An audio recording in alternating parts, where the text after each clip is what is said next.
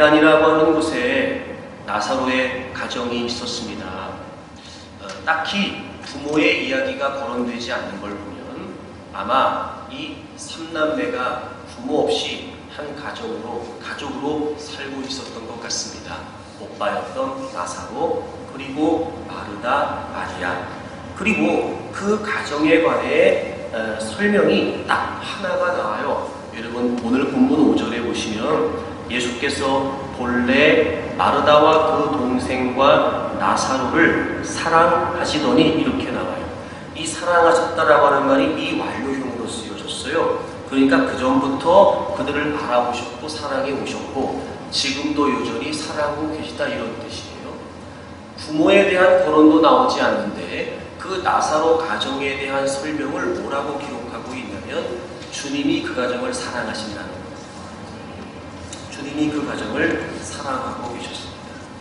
그런데 여러분, 그렇게 주님의 사랑을 한껏 받고 있었던 이 나사로의 가정에 먹구름이 내리기 시작합니다. 두 여동생이 하늘처럼 믿고 있었던 오빠 나사로가 병석에 들어눕게 된 겁니다. 그리고 전후 상황을 미루어 짐작할 수 있는 것은 아마도 며칠이 되지 않아 그 병세가 급격하게 위독해진 것 같습니다. 이제 생사의 기로에 설 만큼 다급한 상황이 돼버렸지요. 요즘 같으면 여러분 가까이 병원을 갈 수도 있고 또 여러분 응급 119를 부를 수도 있지만 이 당시에는 전혀 그럴 수 있는 상황이 아니었습니다. 예를 들어 오빠 나사로가 그 전부터 병이 있었다라고 한다면 어떤 대처를 했을 수도 있을 텐데 상황을 보아하니 그런 것 같지는 않고 갑자기 병이 들어 금세 병세가 위독해진 것 같습니다. 그래서 그들이 했던 방법이 무엇이냐면 자신들을 너무나 아껴주고 사랑해주고 계셨던 예수님이 떠올랐죠. 그래서 예수님에게 사랑을 보입니다. 보시옵소서 주여, 사랑하시는 자가 병들었습니다. 예수님, 지금 우리 오빠가 병들었습니다. 예수님이 너무나 사랑하시는 우리 오빠 나사로가 지금 병들어서 죽을 지경에 이르렀습니다. 이렇게 얘기를 합니다. 여러분, 한껏 하나님의 주님의 사랑을 받고 있었던 그 가정에 가장이었던 오빠 나사로가 병석에 들어놓게 두었다는 건 여러분 어쩌면 마리아와 마르다에게는 큰 실망이었을 수 있습니다. 사실 우리는 그런 마음이 있지 않습니까? 적어도 내가 하나님의 사랑을 받는 사람이라면 가급적 어려운 일을 만나고 싶지 않아요. 내가 정말 하나님의 사랑 가운데 있다면 웬만하면 어려운 일은 좀 넘어갔으면 좋겠는 거예요. 그런데 여러분, 오늘 나사로의 이 가정은 그저 단순히 오는 문제가 아니라 부모도 없이 살고 있었던 삼남매 그 가정에 기둥 같았던 오빠 나사로가 급격하게 지금 위독한 상황을 만나게 된 겁니다. 그러니 일단 그 상황 자체가 그들에게는 얼마나 힘들었을 거예요. 그런 중에도 이 마리아와 마르다에게는 한 가지 분명한 믿음이 있었어요. 뭐냐면 예수님이시라면 우리 오빠를 고쳐주실 수 있다. 예수님이라면 분명히 우리 오빠를 고치실 수 있을 것이다. 그래서 다급하게 예수님에게 도움을 요청합니다. 주님, 우리 오빠가 지금 병들었습니다. 여러분, 이 상황에 이들은 무슨 기대를 하고 있었던 걸까요? 우리는 다 짐작할 수 있습니다. 예수님이 빨리 나사로의 집으로 오셔서 그들이 다급하게 요청을 한 만큼이나 예수님이 빨리 그 집에 오셔서 나사로의 병을 고쳐주시기를 기대했을 거예요. 물론 성경에 정확하게 그런 기대가 있다라고는 되어 있지 않지만 오빠 나사로가 죽은 지 나흘 만에 예수님이 그 집에 오셨을 때 마리아도 마르다도 한결같이 주님에게 했던 이야기를 보게 되면 그들의 기대가 무엇인지를 엿볼 수 있습니다. 여러분 성경을 좀 보시면 요한복음 14장 21절을 보겠습니다. 먼저 마르다가 그 예수님께 이렇게 이야기를 해요. 제가 상황을 설명드렸습니다만 오빠 나사로가 죽은 지 나흘 만에 예수님께서 오십니다. 21절 마르다가 예수께 여짜오되 주께서 여기 계셨더라면 내 오라버니가 죽지 아니하였겠나이다. 그러니까 왜 예수님 빨리 안 오셨냐는 거예요. 빨리 오셔서 병들었던 우리 오빠를 고쳐주셨다면 우리 오빠가 죽을 리가 없습니다. 지금 이렇게 얘기하는 거예요. 마르다뿐만 아니라 마리아도 그렇게 주님에게 이야기합니다. 32절입니다. 32절. 우리 32절은 다 같이 한번 읽어볼까요? 시작. 마리아가 예수 계신 곳에 가서 배우고 그 발 앞에 엎드려 이르되 주께서 여기 계셨더라면 내 오라버니가 죽지 아니하였겠나이다 하더라. 아멘. 여러분, 마리아도 마르다도 마리아도 동일한 생각을 갖고 있었어요. 예수님이 오시자마자 뭐라고 얘기하냐면, 아니 예수님이 여기 계셨으면, 진즉에 오셨으면 우리 오빠가 이렇게 죽을 일은 없었을 겁니다. 여러분, 그들이 어떤 기대를 갖고 있는지를 우리가 알 수 있는 대목이죠. 병들어 있을 때, 죽기 전에 병들어 누워 있을 때, 우리가 주님에게 도움을 요청했을 때, 그때 오셔가지고 고쳐주셨으면 우리 오빠가 죽을 일이 없지 않겠습니까? 이렇게 얘기하고 있는 거예요. 그러니까 이런 겁니다. 주님의 사랑을 한껏 받고 있었던 그들. 그러나 오빠 나사로가 병들어 급격히 병세가 위독해지고 생사를 넘나드는 숨가쁜 상황에 주님에게 도움을 요청한 거예요. 주님, 우리를 좀 도와주십시오. 주님, 우리 오빠를 좀 고쳐주세요. 라고 했던 그들의 기대는 무엇이었냐면, 주님이 오셔서 병들어 있는 오빠 나사로를 고쳐주시기를 원했던 거예요. 근데 어떻게 됐지요? 주님은 오시지 않았습니다. 참 희한하죠? 성경을 보게 되면 주님께서 그 말씀을 들으시고도 이틀을 그곳에서 더 유하셨다는 거예요. 여러분, 11장 6절을 보세요. 나사로가 병들었다함을 들으시고 그 계시던 곳에 이틀을 더 유하십니다. 마치 예수님께서 의도적으로 가지 않으신 것처럼, 아니 그렇게 사랑하는 나사로가 병이 들었다고 하는데도 그 소식을 들으시고 예수님께서는 계시던 곳에 더 이틀을 유하시죠. 그리고 나사로 어떻게 됐습니까? 죽었습니다. 예수님에게 도움을 요청했던 마리아와 마르다의 기대는 병들어 누워있는 나사로에게 주님이 오셔서 고쳐주시기를 원했던 거예요. 아니 어쩌면 이런 기대도 있지 않았을까요? 굳이 오시지 않더라도 우리가 예수님에게 우리 오빠가 지금 병들어 있다는 걸 얘기했으니 어떤 방법으로든 주님은 우리 오빠를 좀 고쳐주실 수 있겠다, 이런 믿음 말입니다. 뭐 예를 들면 이런 거죠. 주님, 그곳에서라도 말씀만 해주세요. 그럼 우리 오빠 고칠 수 있습니다. 뭐 이런 거 말입니다. 그들의 기대는 그거였습니다. 오빠 나사로가 병들어 누워 있을 때 주님이 저 우리 오빠를 고쳐주시기를 원하는 기대였습니다. 이런 거죠. 우리가 어려운 문제에 처하게 될 때 그래도 주님이시라면 우리의 문제를 해결해 주실 수 있겠다라고 하는 믿음을 가지고 주님께 기도합니다. 주님 도와주십시오. 주님 해결해 주세요. 주님, 제발 좀 이 상황에 주님의 은총을 좀 베풀어 주십시오. 기도하는 거라.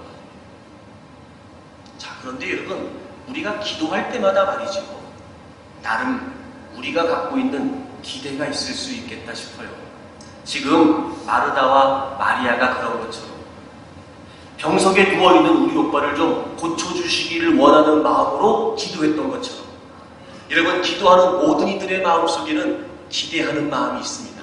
이렇게 되기를, 또 이렇게 해결되기를, 그리고 이렇게 됐으면 좋겠다 싶은 기대하는 마음이 분명히 있습니다. 그럼 그 나사로가 병들었다는 소식을 듣고 그들의 다급한 요청을 주님께서 들으시고도 이틀을 지체하셨다는 건, 그럼 그들의 도움의 요청을 외면하셨다는 것일까? 그렇지 않습니다. 여러분, 오늘 본문 4절을 보세요.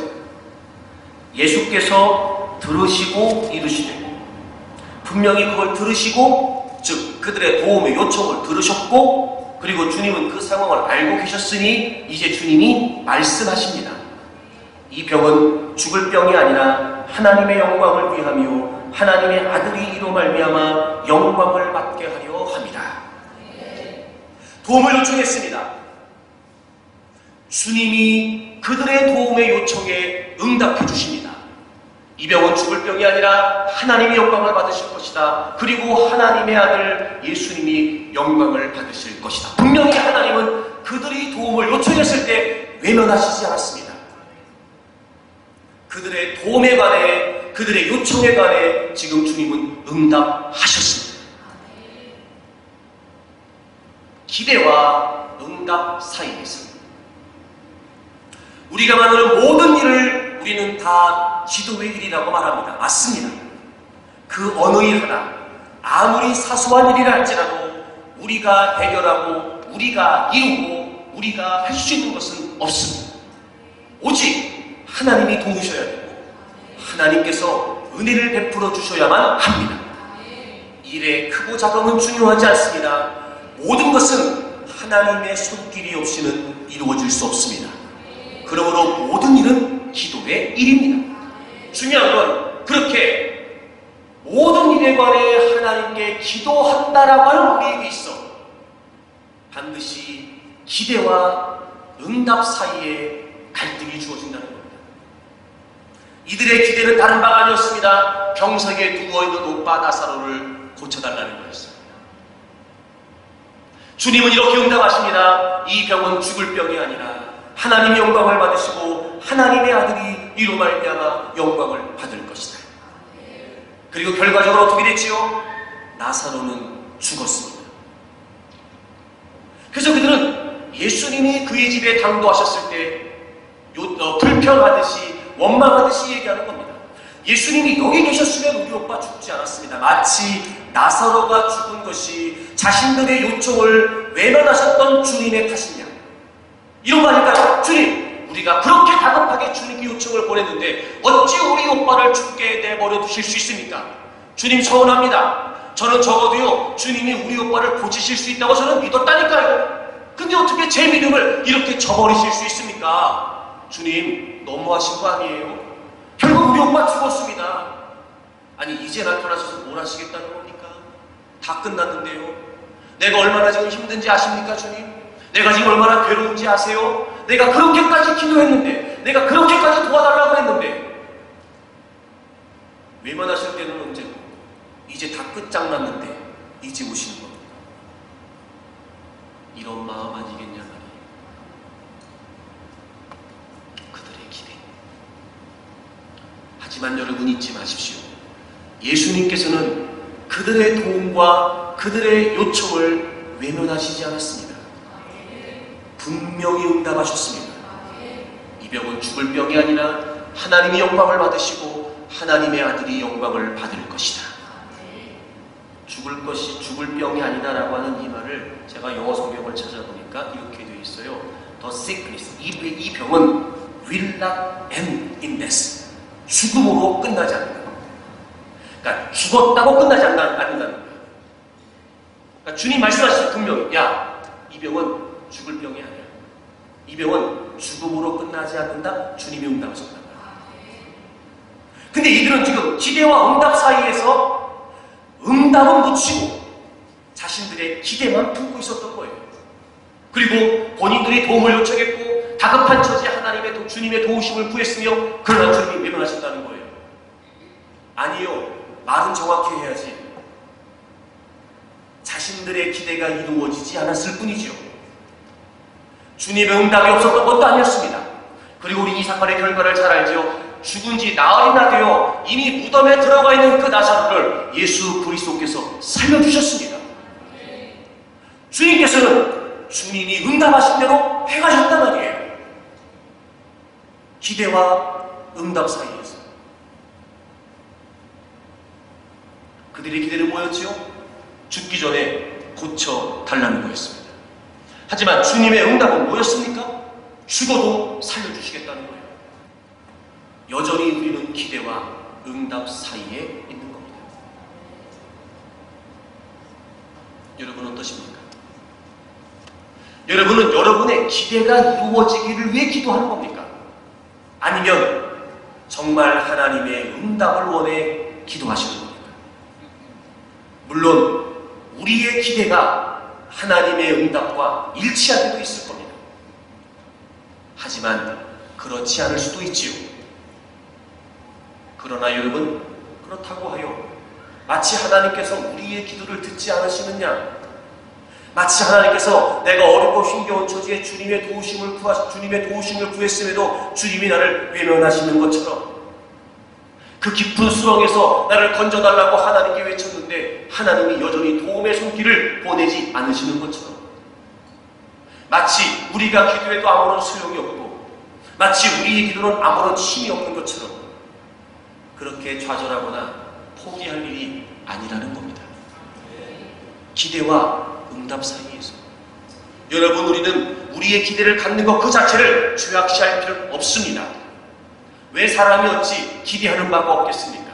하지만 중요한 건 적어도 그 문제에 관해 우리가 하나님께 엎드려 기도했다면, 적어도 그 어려운 문제에 관해 하나님의 도우심을 구했다면 우리의 기대가 있어 때로는 우리의 기대를 하나님께 아뢰기도 하지만 더 중요한 것은 그 문제에 관해, 그 상황에 관해, 내가 지금 이렇게 다급한 처지에 하나님의 도우심을 구하는 그 상황에 관해 과연 하나님은 어떤 뜻을 갖고 계시는지, 기대 이전에 우리는 하나님의 응답을 구해야 된다 말이에요. 하나님은 한 번도 응답하지 않으신 적이 없습니다. 하나님은 결코 우리의 부르짖음을 외면하지 않으십니다. 사실 우리는 부정할 수 없는 것이 우리의 삶의 현장에서 굳이 우리가 기도하지 않은 것까지라도 하나님은 우리가 누리며 살 수 있도록 베풀어 주셨습니다. 여러분, 언제 여러분의 호흡을 위해 기도하십니까? 여러분, 언제 여러분 숨쉬고 사는 공기를 위해 기도하십니까? 우리 기도 안 해요. 그래도 하나님은 날마다 허락해 주십니다. 우리가 우리의 모든 일을 다 고민하고 고심하며 하나님 이거 이렇게 저렇게 그래서 다 그렇게 된 겁니까 여러분? 아이고 여러분, 우리가 까먹는 게 얼마나 많은데요. 미처 내가 기도하지 않은 것조차 하나님이 다 해결해 주심으로 일이 되고 난 다음에 이거 하나님이 하셨군요 이럴 때가 얼마나 많습니까? 그런데 여러분, 기대와 응답 사이에서 내 기대가 이루어지지 않고 있다고 하여 하나님이 내 기도를 듣지 않으신다 이렇게 말하면 안 된단 말이에요. 오히려 그럴수록 내 기대는 아무것도 아닌 것처럼 허물어졌으나 과연 그렇다면 이렇게까지 나를 사랑하시는 하나님께서, 나 때문에 하나밖에 없는 예수 그리스도를 포기하신 그분께서, 그 누구보다 나를 사랑하신 하나님께서 내가 이토록 기대하고 바라고 있음에도 불구하고 왜 하나님은 여전히 다른 말씀을 하시는 걸까? 여러분, 우리가 여기에 골몰해야죠. 기대와 응답 사이에서 우리가 하나님께 구하는 것은 우리의 기대를 이루기 위함이 아니라 하나님의 응답을 구하기 위함입니다. 분명히 하나님은, 예수님께서는 이들의 도움의 요청을 들어주셨습니다. 그리고 주님께서 응답하신 대로 죽은 지 나흘이나 된 나사로를 살려주셨습니다. 그들의 기대는 병들어 있는 나사로를 죽기 전에 고쳐달라는 요청이었으나 주님의 응답은 죽더라도 내가 살려내겠다, 이 응답이었다. 주님은 그대로 하셨습니다. 자, 그럼 우리가 결론적으로 말해볼까요? 마리아와 마르다의 기도가 응답됐어요, 안 됐어요? 됐습니다. 됐지요? 가로 열고 그들의 기대대로 되지는 않았지만 그러나 그들의 기도는 응답됐습니다. 그러니 여러분, 기대와 응답 사이에서 갈등할 거 없습니다. 그렇다고 기대를 갖지 말라는 말씀도 아닙니다. 하지만 적어도 우리가 하나님께 기도하는 게 맞다면 그 문제에 관해 전적으로 하나님께서 도와주셔야 된다, 하나님께서 해결해 주셔야 된다 라고 하는 믿음이 있어 하나님께 도움을 요청한 것이 분명하다. 때론 여러분, 우리의 기대 때문에 기도를 시작했다 할지라도 우리는 기도의 시간들을 통해 하나님의 응답에 초점을 맞춰야 됩니다. 제가 누누이 여러분에게 많은 말씀을 드렸습니다만 그럼에도 불구하고 왜 우리가 자꾸 기대와 응답 사이에서 갈등을 하나 봤더니요, 너무 다급하고 그리고 너무 힘겨운 처지는 이해가 됩니다만 그 상황 때문에 자꾸 우리가 기도의 본질을 잃어버리는 거예요. 여러분, 우리가 하나님께 어떤 문제 때문에 기도한다는 건 이미도 무엇을 전제하고 있냐면 문제 이전에 하나님을 향한다는 거예요. 여러분, 기도는 응답 이전에, 기대 이전에 하나님을 만나는 게 먼저예요. 그러니까 우리가 모든 삶의 상황에서 기도한다라고 말할 때 우리가 궁극적으로 추구해야 가야 될 기도의 본질이 뭐냐면 하나님을 만나는 거예요. 여러분, 출애굽기 30장을 좀 찾아보겠습니다. 30장 1절을 보시면 너는 분향할 제단을 만들지니 곧 조각목으로 만들어라. 여기서 분향할 제단, 즉 분향단을 의미해요. 제물을 태워서 바쳤던 놋제단이 아니고 성소 안에 두는 매일같이 향을 피워서 하나님께 올려드리는 분향단을 의미합니다. 그런데 그 분향단의 위치를 우리가 좀 주목할 필요가 있어요. 여러분 6절을 보겠습니다. 6절. 그 제단을, 즉 분향단을 증거궤 위 속죄소 맞은편. 여러분 증거궤, 법궤 위는 그 법궤의 뚜껑, 법궤의 덮개였던 속죄소가 있었습니다. 그리고 그것은 여러분이 아시는 것처럼 성막은 성소와 지성소로 나뉘어져 있었는데 지성소 안에 있었습니다. 그러니까 법궤 그리고 법궤의 뚜껑이 되는 속죄소, 그것은 지성소 안에 있었어요. 분향단의 위치는 어디였냐면 그 속죄소 맞은편, 이 바로 앞이라는 말이에요. 증거궤 앞에 있는 휘장 밖에 두라. 성막은 성소와 지성소로 나뉘어지는데 성소와 지성소는 막으로 휘장으로 구분이 되어 있었습니다.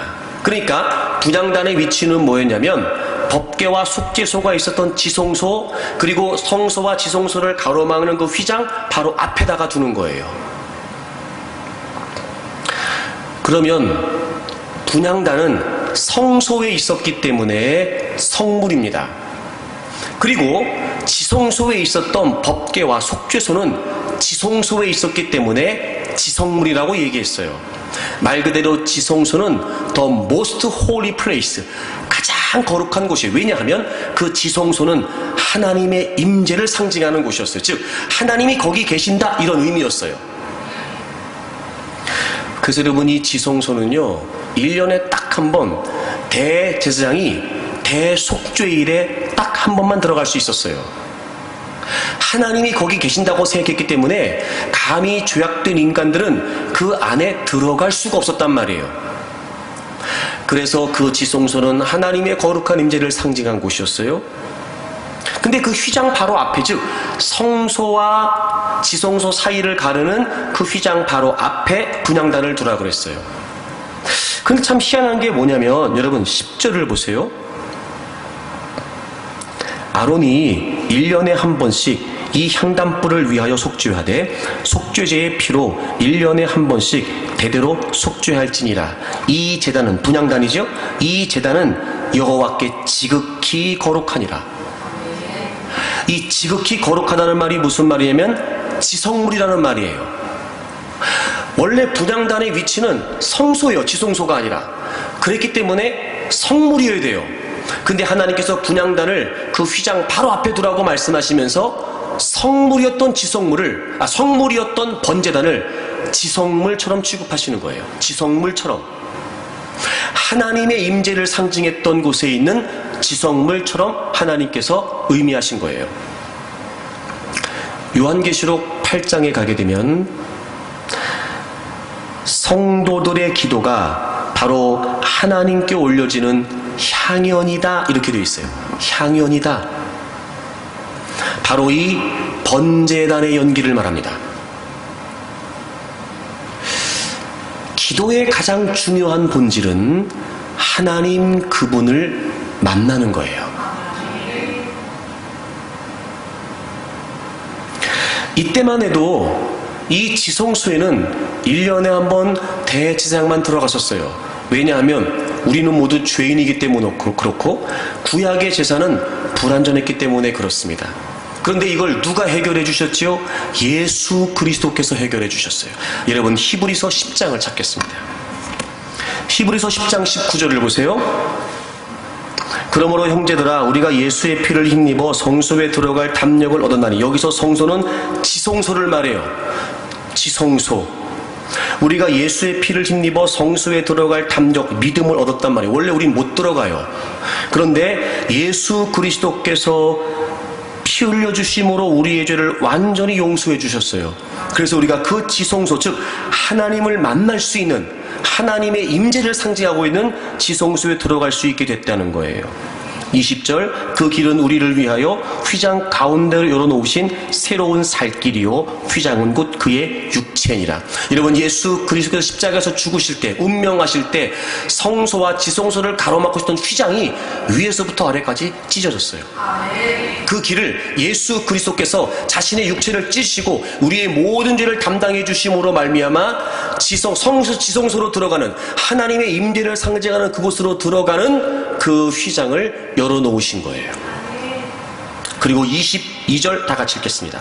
22절 다 같이 읽습니다. 시작. 우리가 마음의 뿌림을 받아 악한 양심으로부터 벗어나고 몸은 맑은 물로 씻음을 받았으니 참마음과 온전한 믿음으로 하나님께 나아가자. 아멘. 참마음, 즉 그 앞에 나와 있는 악한 양심으로부터 벗어나 몸은 맑은 물로 씻음을 받았다. 참마음이라는 것은 예수 그리스도로 말미암아 용서받은 우리의 심령을 말해요. 예수 그리스도의 속죄. 구약의 제사는 불완전했습니다. 하지만 예수 그리스도의 제사는 완전했습니다. 그렇게 예수 그리스도로 말미암아 새로운 거듭난 심령이 된 우리의 존재를 말해요. 그리고 온전한 믿음이라고 하는 것은 바로 19절 20절 오직 예수 그리스도로만 우리가 하나님께 나아갈 수 있다라고 하는 그 믿음이에요. 그 믿음으로 우리가 하나님께 뭐라고요? 나아가자. 이 나아간다는 말이 무슨 말이냐면요, 가까이 간다는 거예요. 가까이 간다. 우린 감히 하나님께 가까이 갈 수 없는 존재들이었죠.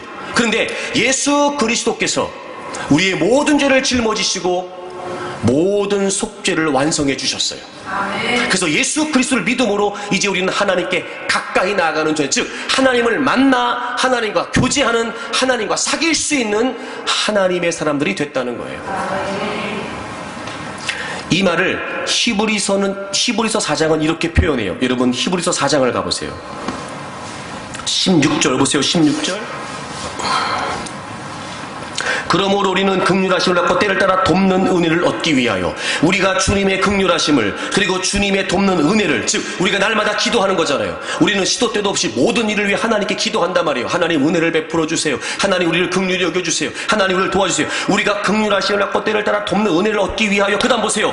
은혜의 보좌. 여러분 이 은혜의 보좌라고 하는 말이 바로 시은좌, 지성소를 말해요. 지성소. 하나님의 법궤가 있었고 그 법궤의 덮개였던 속죄소가 있었던 바로 그 자리를 말합니다. 지성소를 말해요. 은혜의 보좌 앞에 담대히 나아갈 것이니라. 여러분 우리가 은혜를 구한다, 도움을 구한다, 하나님의 응답을 거니라 무슨 말이에요? 지금 하나님 만나러 간다는 거예요. 하나님 만나러 간다는 거예요. 여러분 예수 그리스도께서 우리의 죄를 죽으시고 부활하심으로 말미암아 여러분 이제 우리는 그 어떤 것도 필요하지 않게 됐어요. 거듭난 심령들이 예수 이름으로 하나님께 나아갈 수 있다라고 하는 온전한 믿음을 가지고 주님이 자신의 몸을 찢으심으로 갈라놓으셨던 그 길을 열어오셨던 그 휘장을 찢으셨던 그 길로 하나님을 만날 수 있는 그 자리, 그 누구도 들어갈 수 없던 그 자리, 이제 우리가 그 자리로 가까이 갈 수 있게 됐단 말이에요. 은혜를 구한다, 도움을 요청한다, 긍휼을 구한다, 응답을 구한다. 여러분 기도는요 무조건 하나님 도와주세요 이게 아니에요. 여러분 기도의 가장 중요한 본질은 예수 그리스도의 이름으로 하나님께 가까이 나아가 하나님 그분을 만나는 거예요. 제가 누차 여러분에게 설명을 드렸습니다만 그래서 요한복음 14장에 예수님께서 내 이름으로 구해라, 내 이름으로 구해라 말씀하신 거예요. 왜요? 예수 그리스도 이름이 아니면 하나님을 만날 수 없으니까요. 여러분 잊지 마십시오. 다급한 상황도 이해가 됩니다. 힘겨운 처지도 이해가 돼요. 그러니 여러분 자신의 기대를 담아 그 기대가 이루어지기를 위해 기도를 시작하는 거 얼마든지 이해됩니다. 하지만 적어도 우리가 하나님께 기도하는 게 맞다면, 내 기도를 들으시는 분이 하나님이시라는 게 분명하다면, 내가 지금 무엇 때문에 기도하고 무엇 때문에 부르짖고 있는지는 모르지만 내가 어떻게 기도해야 되는지를 분명히 하자는 거예요. 여러분 기도는 하나님을 만나는 겁니다. 그걸 잊으면 안 됩니다. 기대와 응답 사이에서 우리가 하나님의 응답을 구할 수 있는 비결, 기도는 하나님을 만난다는 거예요. 그럼 여러분 보세요. 이 만난다, 사귄다 또는 교제한다라고 하는 것에서 가장 중요한 게 뭘까요? 여러분 생각해 보세요. 사람과 사람의 관계를 생각해 보세요. 여러분, 교제가 지속되려면 가장 중요한 게 뭔지 아세요? 소통이에요. 소통. 여러분, 잘 생각해 보세요. 어떤 사람하고는요, 말이 잘 통해. 말이 잘 통해. 그럼 여러분, 그 사람하고 있는 건 재밌어요. 근데 어떤 사람하고는 말이 안 통해, 말이. 그럼 여러분, 그 사람하고 얘기하고 싶어요? 얘기하고 싶지 않아요? 그쵸, 여러분? 교제에 있어서, 모든 관계에 있어서요, 제일 중요한 게 뭐냐면 의사소통이에요.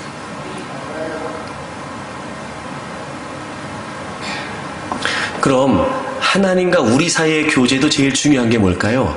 의사소통이에요. 만약에 이 의사소통이 불가능하다면 교제는 불가능한 거예요. 이런 우리가 지금 기도의 본질을 놓치고 있었던 거예요. 하나님을 만나는 거다, 하나님과 교제하는 거다. 그럼 뭐가 제일 중요하다고? 의사소통이요. 의사소통. 그럼 이제 우린 궁금해해야 돼요. 아니, 그러면 도대체 하나님을 만난다는 것도 지금 감이 안 오는데 도대체 하나님과 의사소통하는 게 뭐냔 말이에요. 여러분, 하나님과 의사소통한다는 게 무슨 말일까요? 자, 요한복음 15장을 찾아보세요. 요한복음 15장은 예수님과 우리 사이의 관계를 포도나무와 가지로 비유하셨어요. 포도나무와 가지로 비유하신 이 비유는요, 완벽하게 유기적인 관계를 말하거든요. 즉 소통의 관계를 말하죠. 소통. 그러니까 나무와 가지가 완벽하게 유기적으로 연결돼서 소통이 원활하지 않으면 그 가지는 열매를 못 맺어요. 그래서 그런 가지가 어떻게 되지요? 죽어요. 썩어요. 그럼 우리는 어떻게 해요? 잘라요. 그러니까 아무리 그 나무에 붙어있는 가지라 할지라도 완벽하게 유기적으로 연결돼서 소통이 되지 않으면 그 가지는 생명력을 잃어버린단 말이에요. 이게 그 의미예요, 여러분. 이게. 그래서 유기적이라고 하는 것은 왜 중요하냐면 그게 생명과 연관이 있기 때문에 그래요. 그 관계를 비유하시면서 주님이 이렇게 말씀하신 대목이 나와요. 여러분, 7절을 다 같이 읽겠습니다. 7절. 7절 보세요. 7절. 같이 읽겠습니다. 시작. 너희가 내 안에 거하고 내 말이 너희 안에 거하면 무엇이든지 원하는 대로 구하라. 그리하면 이루리라. 참 희한하죠, 여러분.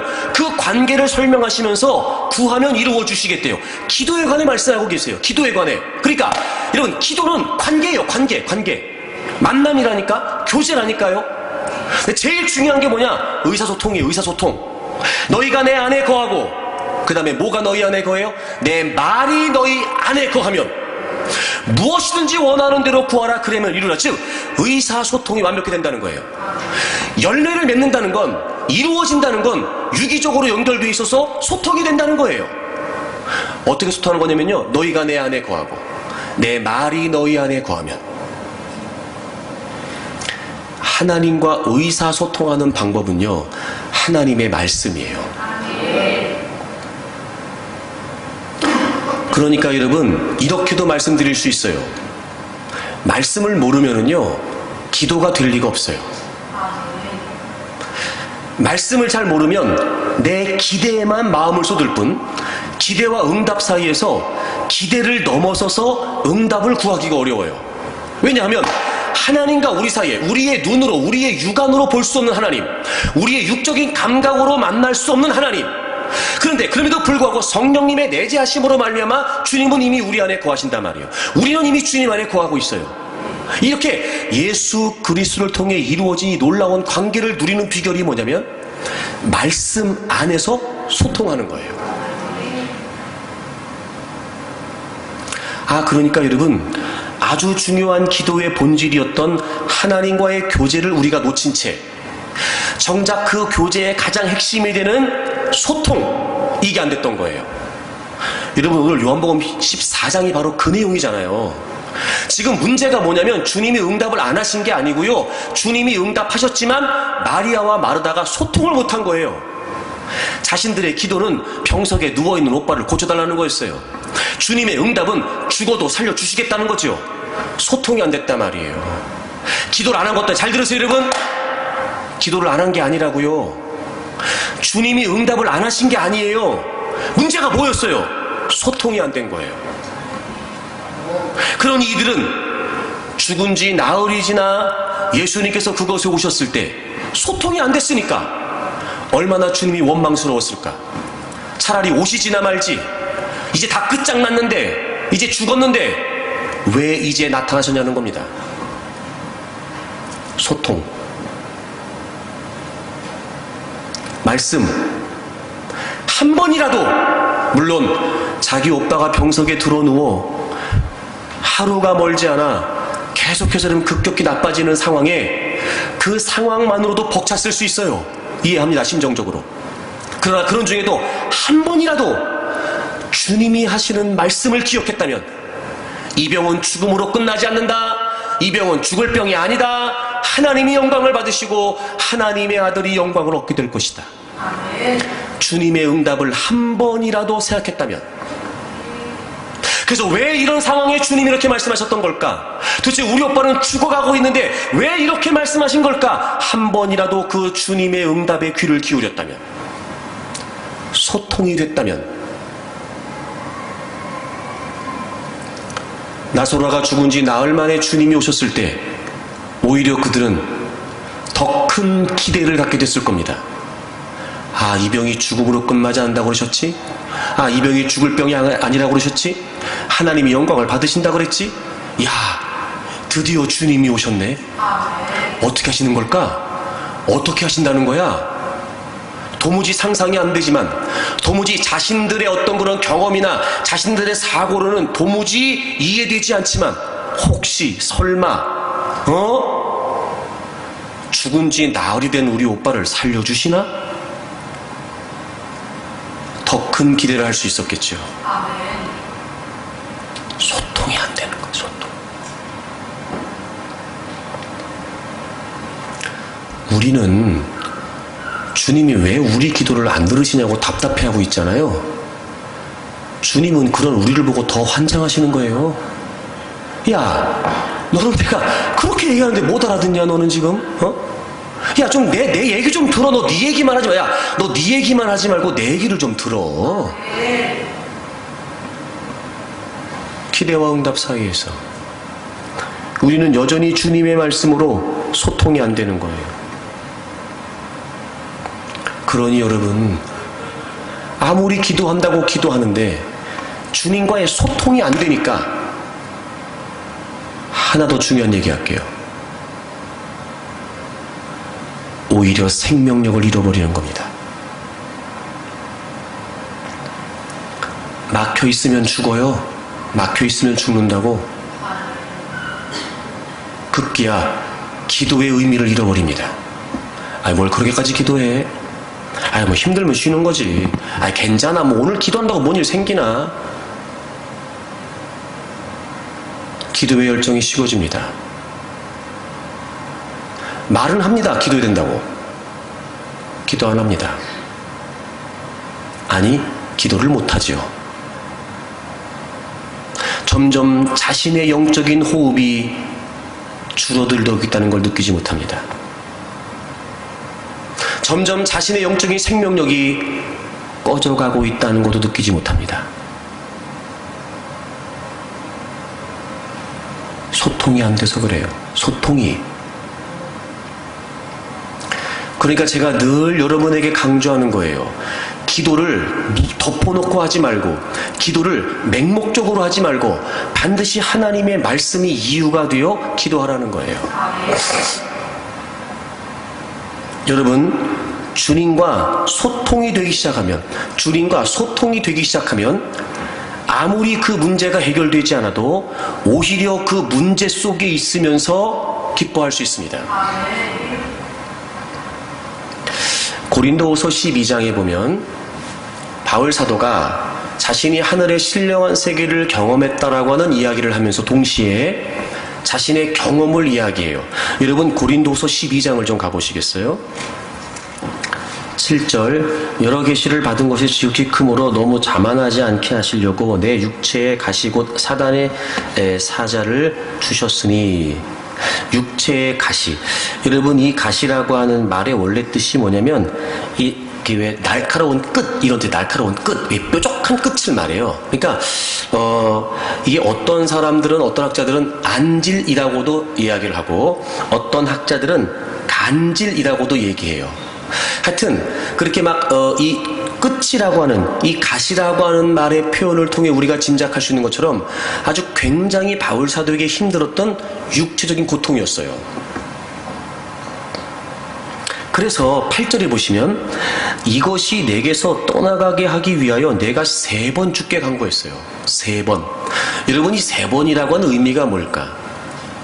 그만큼 낫기를 원했던 거예요. 아니, 여러분, 바울이 죽은 사람도 살리고 막 그러는데, 그렇게 막 능력을 해가고 복음을 전하는데 정작 자신은 자신의 병 때문에 맨날 힘들어하는 거예요. 이 육체적 고통 때문에. 이런 마음도 있었을 거예요. 남들 보기에도. 그 웃기잖아, 여러분. 막 병자들은 기도하면 막 나요. 바울이 기도하면. 그러니까 바울은 막 기도할 때마다 막 환자들이 낫고 죽은 사람도 살리고 막 그러는데 정작 자신은 이 병 때문에 막 미치겠는 거예요, 지금 막. 그러니 자신도 좀 그렇고, 또 우리가 왜 그런 생각할 수 있잖아. 막 그렇게 이런 복음을 전하고 막 능력을 행하는 그런 사람이 자기 병도 하나 못 고치고 있어. 그럼 여러분, 남들이 보기에도 얼마나 그게 우스꽝스럽게 보이냐 말이에요. 이런 여러 가지 생각을 바울이 했을 거라고요. 우리랑 똑같은 인간이니까. 그래서 3번을 기도해서 3번. 한 번도 아니고 3번을. 그러니까 이 말은 정말 바울이 낫기를 원했던 거예요. 낫기를 원했던. 자신의 기대는 뭐지요? 그 가시가 빠지기를 원했던 거예요. 근데 주님이 이렇게 응답을 하세요. 9절. 나에게 이르시기를 내 은혜가 네게 족하도다. 이 무슨 말이에요? 무슨 말이에요? 안 고쳐주시겠다는 거예요. 참, 하나님 너무하시네. 그렇게 바울을 써먹으면서 바울이 무슨 큰 걸 바라는 것도 아니고 자기 병 좀 고쳐달라는데 안 고쳐주신대요. 야, 너 그 정도면 됐어. 이는 이유가 있어요. 근데 이는 내 능력이 약한 데서 온전하여짐이라. 이게 무슨 말일까요? 너 그것 때문에라도 겸손해라. 너 그 연약함 때문에라도 자꾸 나의 도움을 구해. 내가 그런 너의 연약함을 통해 내 능력이 얼마나 온전한지를 드러낼 거야. 그랬더니 그 뒤를 보세요. 그러므로 도리어 어떻게 됐어요? 크게 기뻐함으로. 아니, 병을 고친 게 아니라니까, 여러분. 지금 병을 못 고쳤어요. 근데 그전에는 간절히 낫기를 원해 3번이나 기도했던 그가 병을 못 고쳤어요. 근데 주님의 응답을 받았어요. 그래서 크게 기뻐했대요. 여러분, 이게 응답의 능력이라니까요. 더 콕 집어서 소통의 능력이에요. 우리는 끊임없이 기대와 응답 사이에서 갈등합니다. 물론 여러분, 기대를 갖지 말라는 거 아니에요. 오해하지 마세요. 기대하세요. 얼마든지. 아주 그 어떤 거라도 기대하세요. 왜냐하면 하나님은 그 어떤 능력도 행하실 수 있으니까. 근데 문제는 뭐냐면 소통을 하자, 이 말이에요. 소통을 하자, 하나님하고. 정말 내가 기도하는 게 하나님께 기도하는 게 맞다면 내 기대만을 고집하지 말고 적어도 이렇게까지라도 힘겹고 어려운 처지를 통해 나를 고통 중에라도 하나님 앞에 이끄셔서 기도하게 하시는 하나님의 말씀을 듣고 싶다는 거예요. 그 이유를 분명히 하자는 거예요. 하나님, 제가 지금 하나님 앞에 있습니다. 아, 이 문제가 더 하나님께 가까이 오라고 하시는 거였지요? 알겠습니다, 하나님. 제가 지금 하나님 앞에 있습니다. 제가 이전에는 이 문제 때문에 힘들어서 기대만 하나님께 외쳤는데, 아, 이제 보니까 하나님, 이것을 도구로 삼아 하나님은 저를 지금 더 바싹 다가오게 하시는 거지요? 더 가까이 들으시라고? 더 가까이 들으라고요? 더 바싹 말씀하시려고요? 알겠습니다, 하나님. 말씀해 주세요. 그리고 하나님을 만나는 그 자리에서 끊임없이 하나님과 소통하려고 힘쓰면 하나님은 우리 안에 기록해 두신 말씀을 통해 깨닫게 하신다고요. 그러면 되는 거예요. 그러면 내 기대는 이루어지지 않았으나 적어도 우리를 너무도 사랑하신 하나님께서는, 늘 우리를 선하게 이끌어 가신 하나님께서는 오히려 그 문제도 우리에게 선이 되게 하신다고요. 여러분, 저는 여러분이 기대와 응답 사이에서 힘들어하기보다는 오히려 하나님을 대면하고 하나님을 만나고 하나님과 교제함으로 분명한 하나님의 말씀 안에서 소통이 됐으면 좋겠어요. 이런 왜 말씀이 중요하냐면 히브리서 4장을 찾아보세요. 히브리서 4장. 기도할 때 우리가 왜 말씀이 중요하냐면 12절을 다 같이 읽겠습니다. 12절. 신약성경 356페이지입니다. 히브리서 4장 12절이에요. 다 같이 읽겠습니다. 시작. 하나님의 말씀은 살아있고 활력이 있어 좌우의 날선 어떤 검보다도 예리하여 혼과 영과 및 관절과 골수를 찔러 쪼개기까지 하며 또 마음의 생각과 뜻을 판단하나니. 여러분, 하나님의 말씀의 능력이 뭐냐면 마음의 생각과 뜻을 뭐 한대요? 판단하신대요. 여러분 주목하셔서 잘 들으세요. 중요합니다. 자, 보세요. 하나님의 말씀이 우리의 마음의 생각과 뜻을 판단하는데 이게 무슨 말일까? 우리가 기대와 응답 사이에 있을 때 하나님의 말씀으로 소통이 가능해야 우리의 마음의 생각과 뜻이 달라지는 거예요. 하나님 앞에, 하나님 말씀 앞에 우리의 마음과 생각의 뜻이 다 드러나는 거예요. 이 말씀의 작용이 없이는 기대를 넘어 응답으로 나아가기가 어려워요. 왜? 우리의 마음의 생각과 뜻이 바뀌지 않으니까요. 근데 우리의 마음의 생각과 뜻이 바뀌는 건 오직 하나님의 말씀이에요. 말씀 앞에서, 말씀 때문에, 말씀으로 말미암아 말씀의 능력에 의하여. 왜? 하나님의 말씀은 우리의 마음의 생각과 뜻을 판단하신다고 했으니 적어도 우리가 하나님의 말씀에 접촉되는 게 분명하다면, 적어도 우리가 하나님의 말씀 안에서 하나님과 소통하는 게 분명하다면 반드시 우리의 마음의 생각과 뜻은 변하게 돼 있어요. 우리가 아주 중요한 기도의 본질을 잃어버리고 있었던 겁니다. 여러분, 우리는 늘 기대와 응답 사이에 있습니다. 그럴 때마다 내가 하나님께 기도하고 있는 건 하나님을 지금 만나고 있다는 걸 잊지 마십시오. 그 하나님과의 교제에서 하나님의 말씀을 통해 소통하는 게 핵심이라고 하는 걸 놓치지 마세요. 그리고 늘 하나님의 말씀을 앞에 두십시오. 늘 하나님의 말씀 앞에서 기도하십시오. 여러분의 마음의 생각과 뜻이 다 드러날 수 있도록 늘 하나님의 말씀을 이유로 삼으십시오. 그런 중에 하나님은 깨닫게 하실 겁니다. 그래서 우리의 마음속에 품고 있는 생각과 뜻을 하나님이 바꾸실 거예요. 우리의 기대보다 더 큰, 우리의 기대보다 더 위대한 하나님의 뜻이 담겨져 있음을 깨닫게 될 것입니다. 그러면 되는 겁니다. 그러니 지금 여러분이 힘들어하고 고민하고 아파하고 괴로워하는 그 모든 삶의 문제들 하나님께 기도하십시오. 못하실 일이 없습니다. 행하지 못하실 능력이 없으신 분이 아닙니다. 그러므로 다 하나님께 내어놓으십시오. 그리고 이제 여러분의 기대를 품는 것뿐만 아니라 하나님을 만나 하나님과 소통하면서 하나님의 응답을 구하십시오. 비록 내 기대는 이루어지지 않았다 할지라도 하나님은 내 기보다 더 큰 역사를 이루심으로 말미암아 우리에게 진정한 기쁨을 주실 것입니다. 여전히 우리의 삶에는 그 문제가 지속되고 있을지 모르지만 그럼에도 불구하고 나는 오히려 그 안에서 하나님 때문에 더 감사할 수 있습니다. 이겨낼 수 있단 말이죠. 극복할 수 있다는 겁니다. 그렇게 날마다 하나님과의 교제의 자리에서 은혜를 공급받음으로 그 하나님의 응답을 붙들고 승리하는 여러분들이 되시기를 주 이름으로 축복합니다. 우리 찬양 하나 할까요?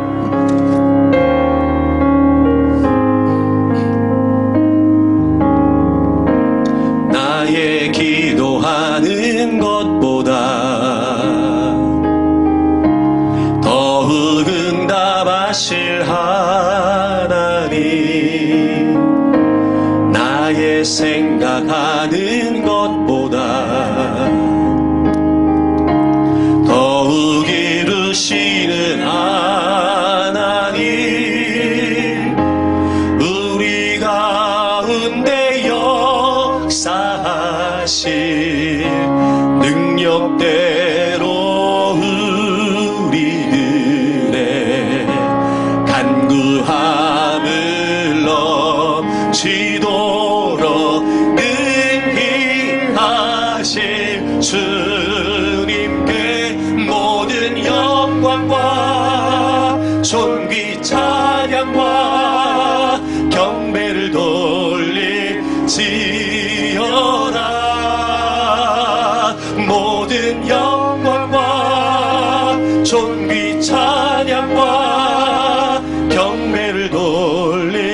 지어라.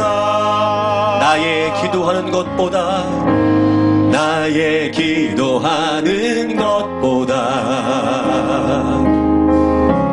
더욱 응답하실 하나님,